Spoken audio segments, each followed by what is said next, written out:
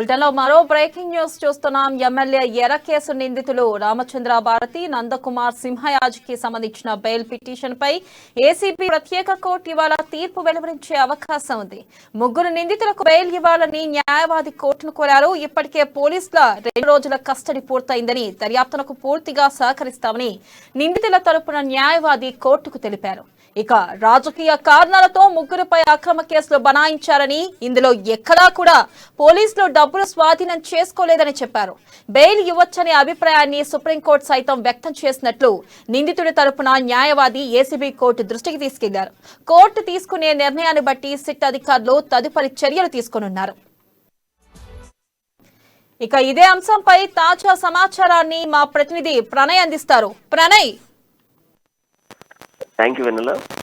ఎమ్మెల్యేల కొనుగోలుకు సంబంధించినటువంటి విషయంలో ఈరోజు మొబైల్ పిటిషన్ ఏదైతే నిందితులకు సంబంధించినటువంటి న్యాయవాది మొబైల్ పిటిషన్ వేసిన నేపథ్యంలో ఏసీబీ ప్రత్యేక కోర్టులో తీర్పు వెల్లడయ్యే అవకాశం అయితే కనబడుతుంది. ముగ్గురు నిందితులకు సంబంధించినటువంటి బెయిల్ పిటిషన్ ఏదైతే ఉందో బెయిల్ పిటిషన్ కి సంబంధించినటువంటి దాంట్లో ప్రధానంగా 2 రోజుల కస్టడీ కోరినప్పటికీ కస్టడీ నేపథ్యంలో కస్టడీకి సంబంధించినటువంటి గడువు కాలం కూడా ముగిసింది. అయితే గడువు కాలం ముగిసినప్పటికీ కూడా ఈ గడువుకి సంబంధించినటువంటి తేదీలు 2 రోజుల పాటు కూడా పోలీసులకు విస్తరించాలంటూ తీసుకున్నటువంటి పిటిషన్ కి సంబంధించి మా నిందితుల దగ్గర నుంచి అంటే పూర్తి సహకారం అందించి వారికి కావాల్సినటువంటి పూర్తి స్థాయి ఇన్ఫర్మేషన్ అందజేయడం జరిగింది. అయితే వీళ్ళు చేసినటువంటి తనిఖీలకు సంబంధించి ఎమ్మెల్యేల కొనుగోలుకు సంబంధించినటువంటి అంశంలో ప్రధానంగా కూడా ఎమ్మెల్యేల కొనుగోలుకు సంబంధించిన అంశాలలో ఎక్కడ కూడా డబ్బులు స్వాధీనం చేసుకున్నట్టుగా పోలీసులు అయితే ఎక్కడ పేర్కొనలేదు.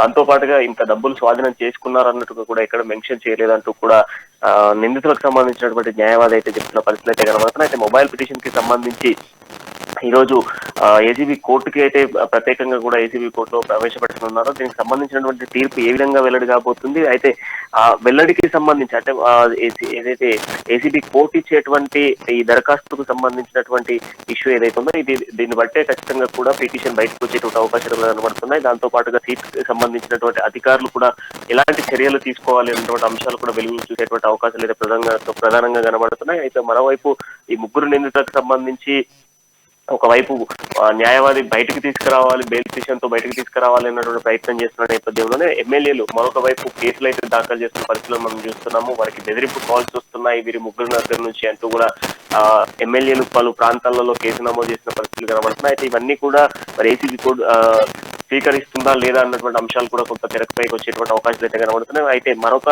2 రోజుల పాటు కూడా కస్టడీ కావాలంటూ పోలీసులు అయితే కోరుతున్నారు. మరి దానికి సంబంధించి ఎటువంటి చర్యలు ఉంటాయి అనేది కూడా చూడాల్సిందే. ఇప్పటికే న్యాయవాది ఎవరైతే నిందితులకు సంబంధించినటువంటి న్యాయవాది ఇప్పటికే పేర్కొనడం జరిగింది. కావాల్సినటువంటి సమాచారాన్ని పూర్తి స్థాయిలో అందజేయడం జరిగింది. వారికి కావాల్సినటువంటి పూర్తి దర్యాప్తును పోలీసులు సేకరించిన అనంతరం కూడా కోర్టుకు సబ్మిట్ చేశారంటూ కూడా పేర్కొన్న పరిస్థితులు మనం క్లియర్ గా చూస్తున్నాం. అయితే ఈ రోజు వచ్చేటువంటి పిటిషన్ కి సంబంధించి ఈ రోజు వచ్చేటువంటి బెయిల్ కి సంబంధించినటువంటి అంశాల మీద ప్రధానంగా చర్చ జరిగేటువంటి అవకాశాలు అయితే కనబడుతున్నాయి. ఎందుకంటే బీజేపీ ఒకవైపు దీనికి సంబంధించినటువంటి కేసు అంతా కూడా ఢిల్లీకి పంపించాలంటూ పేర్కొన్న పరిస్థితుల మేరకు ఢిల్లీలో విచారణ చేపట్టాలంటూ కూడా చెప్తున్న పరిస్థితులు అయితే కనబడుతున్నాయి.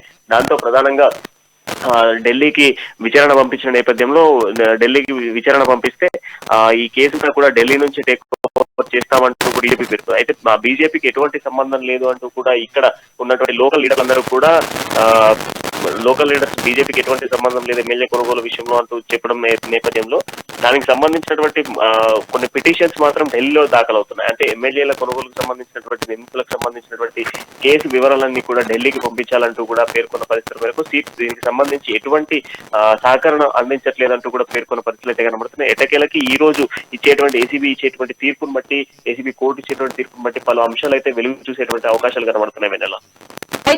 Thank you.